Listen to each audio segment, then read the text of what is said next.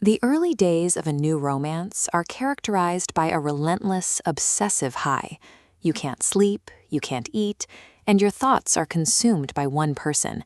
And then, suddenly, that intense biological momentum hits a wall. Clinical data suggests this intoxicating rush has a strict expiration date. Sometime between the 12 and 24-month mark of a relationship, the intense physiological high degrades and eventually vanishes. When this drop-off happens, couples often look at the sudden quiet in their own minds and assume they have fallen out of love. This misinterpretation leads to a statistically predictable spike in relationship dissolution right around the 2-year mark. This fading of the spark follows a rigid biological protocol. You are experiencing a specific neurochemical event known as the dopamine reversal. Human biology is programmed to eventually retire the chemical high of love. If we don't understand how to navigate this shift, we risk ending a partnership simply because the brain has changed its internal settings. To understand why the crash happens, we have to look at the brain's deep internal reward pathways. Dopamine is often described as the chemical of pleasure, but it is more accurately the fuel for anticipation and pursuit. When you meet someone new, your brain locks onto them as a novel target. It floods your system with dopamine to drive you to aggressively acquire their time and attention. This pursuit is governed by a neural algorithm called reward prediction error.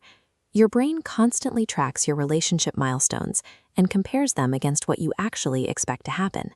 In a new relationship, your expectations are low. When a new partner sends a thoughtful text or plans a surprise, the actual reward far exceeds your expected reward, and dopamine spikes. These continuous chemical rewards physically train the brain to obsess over the partner as a scarce, high-value resource. Early love is a state of high-alert resource acquisition. It is biologically exhausting, and it is designed to be temporary.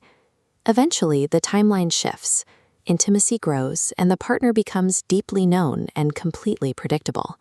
When a partner ceases to be a source of surprise, the expected and actual lines perfectly overlap.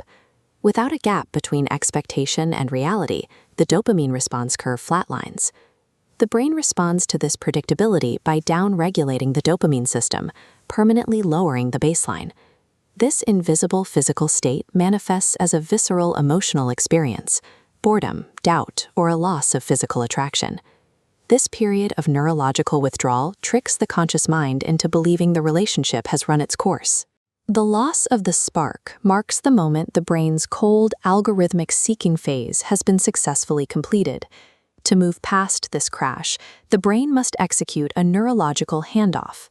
The chaotic storm of the seeking phase has to give way to something more stable. In the vacuum left by dopamine, the here and now neurochemical network emerges, driven by oxytocin. While the dopamine network is fueled by the anxiety of pursuit, the oxytocin network governs contentment, deep bonding, and the preservation of what you already have.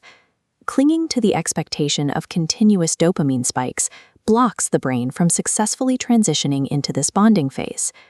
Couples find a sense of clarity when they recognize the dopamine crash as a developmental graduation rather than a terminal failure. The death of the chemical high is the mandatory biological prerequisite for genuine intimacy. Losing the anxiety of the spark is exactly what allows us to build the warmth of the fire.